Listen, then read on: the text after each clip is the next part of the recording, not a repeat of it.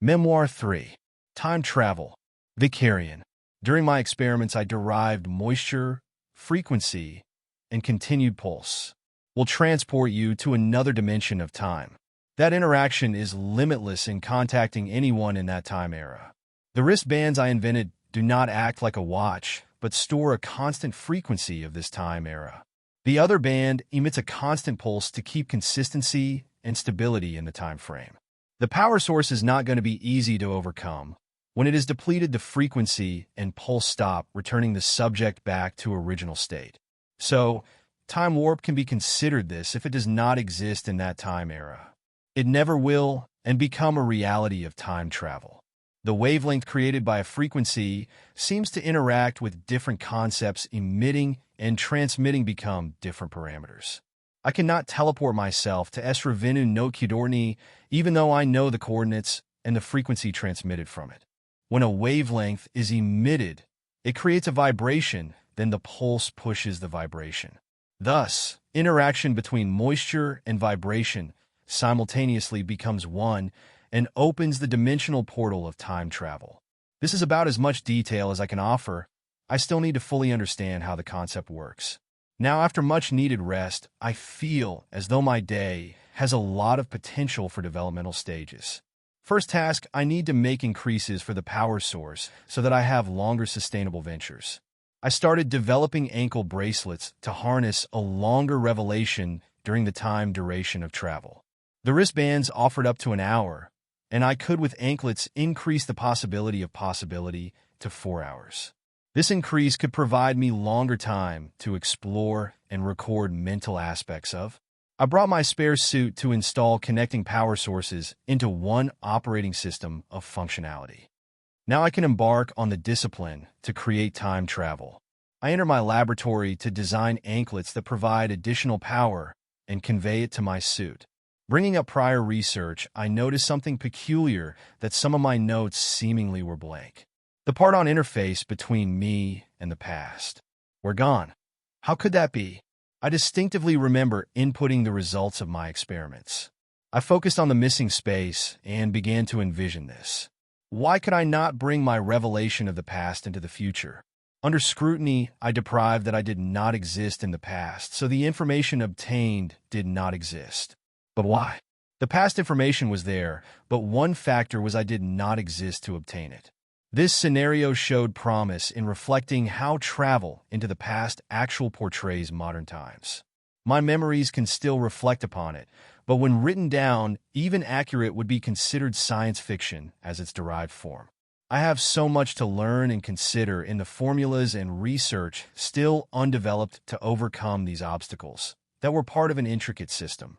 That undeniable will not be taunted with. So how would I overcome it? A memoir of adventure would ensue as a book. This is where I could record and monitor my progression without losing the knowledge. A scientific novel could record the greatest mystery, and the world of time can accept it.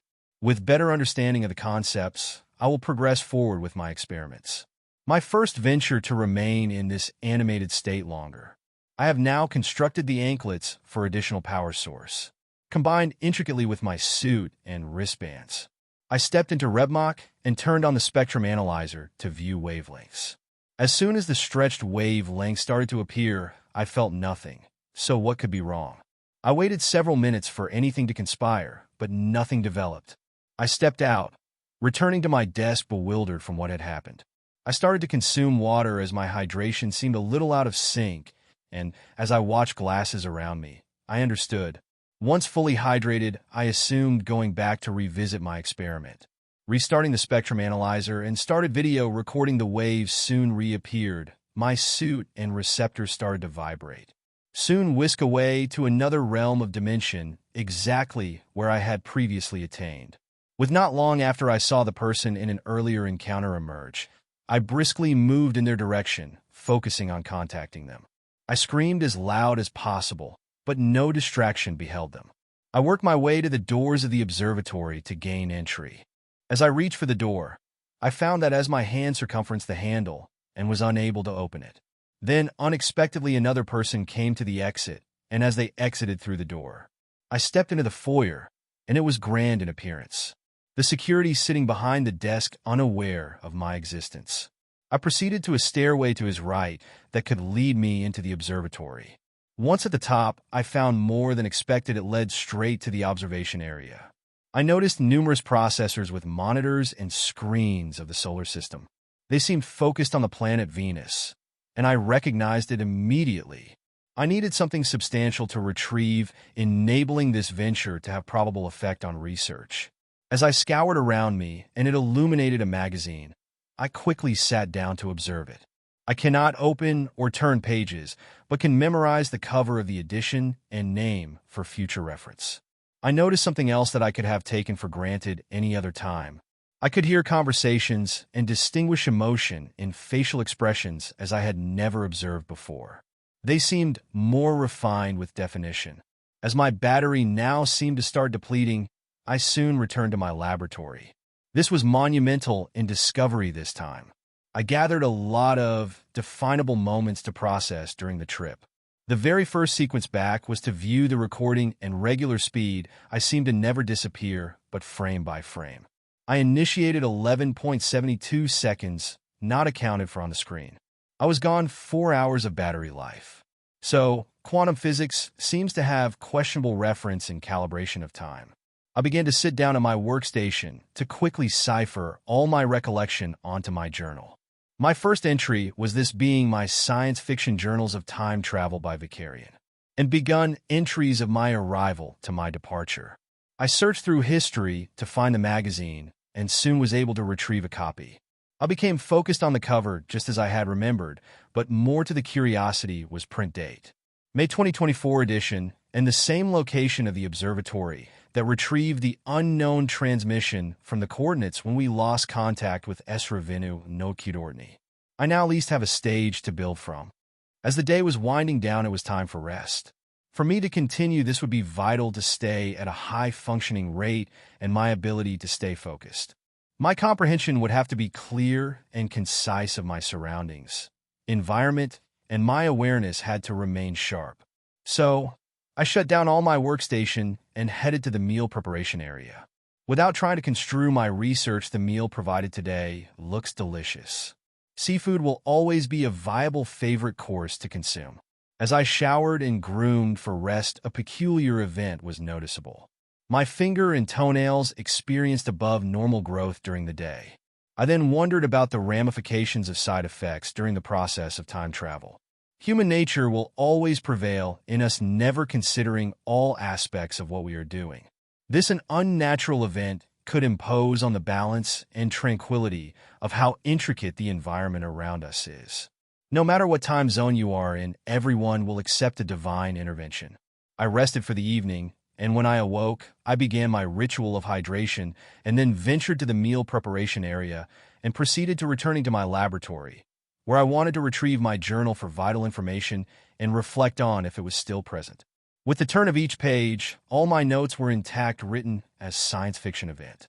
I had not pulled one over on the universal time clock, because to time it was, and it will always be hard to conceive that. The Dr. Zeppelas knocked and stepped before me. He spoke in a softer term than previous times. Could you help a colleague with something, maybe provide new insight, and seemed to wait for my response. I looked down at my journal and then laid it on my workstation. I replied, "Yes, I would enjoy doing so." He then turned, and I followed him to the elevator and 2 floors below me to another laboratory.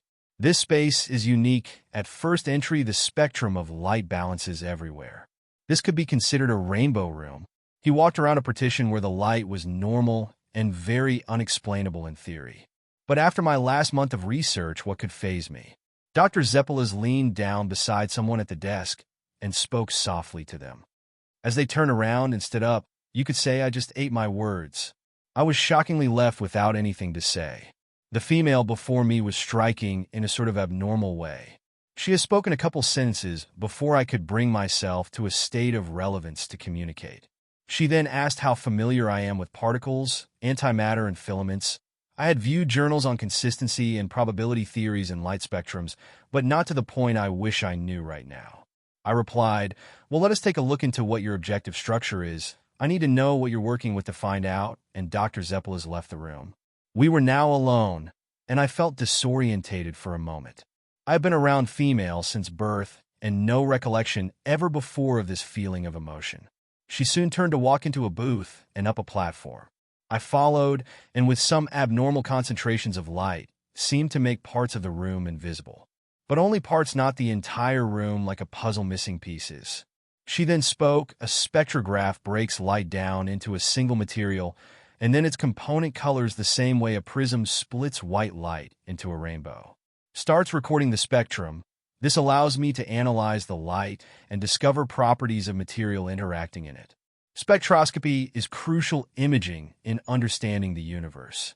What could be interacting in the filaments of the room, making it partially visible? I asked if I could review printed out spectrum waves of the room for further studies and the source of what is filtering the white light projected. She nodded yes and ventured to the door. I followed her back to her workstation. She began soon printing files for me to scour through in hopefully resolving the issue. She stood up and handed me the chip they were printed onto. She asks, "What research are you working on?" I paused for a moment and replied, "Wavelengths of transmissions, so we never lose contact with Esravinu no Kudorni again." And she replied, "Best of luck in your research." I then proceeded back to my laboratory. I now picked up my journal and during my rest hours would work on her findings. I wanted to conduct one more experiment today.